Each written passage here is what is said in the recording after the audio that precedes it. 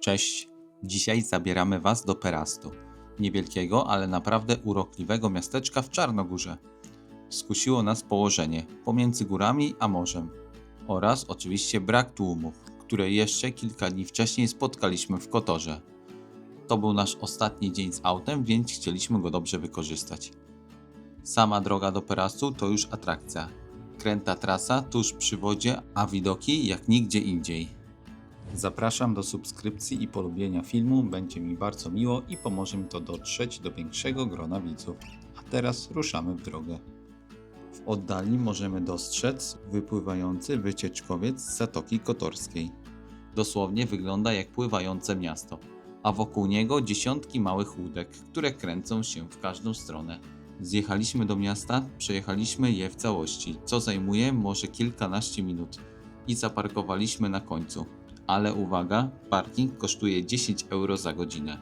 Trochę za dużo jak na nasze oko, więc wsiedliśmy z powrotem do auta i podjechaliśmy jakieś 300 metrów za miasto, by znaleźć miejsce w zatoce widokowej.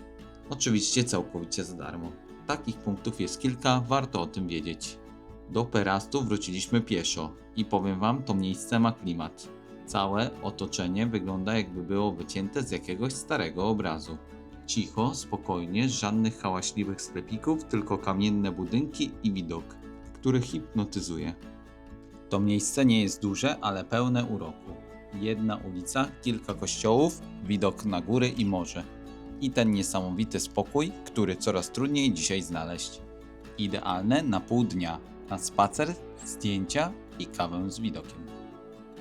Po prawej stronie widać wyspę Matki Boskiej na skale. Sztuczną wyspę z barokowym kościołem, którą przez setki lat budowali lokalni żeglarze, wrzucając do zatoki kamienie i stare statki.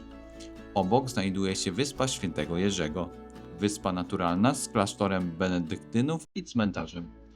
Lokalni mieszkańcy co chwilę oferują rejs z łódką. 5 euro za osobę i można dopłynąć do wysp lub opłynąć je dookoła.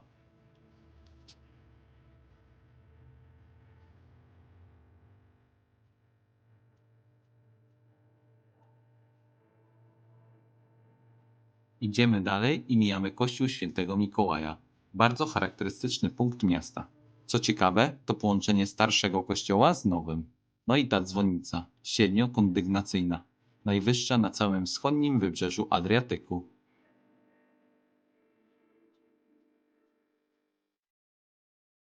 Teraz to nie tylko widoki, to też kawał historii. Choć dziś mieszka tu zaledwie kilkadziesiąt osób, kiedyś to była potęga morska.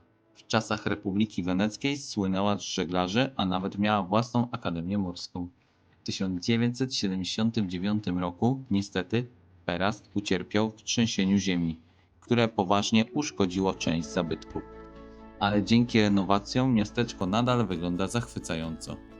I właśnie w tym samym roku, w 1979, całe miasto wraz z Zatoką Kotorską zostało wpisane na listę Światowego Dziedzictwa UNESCO.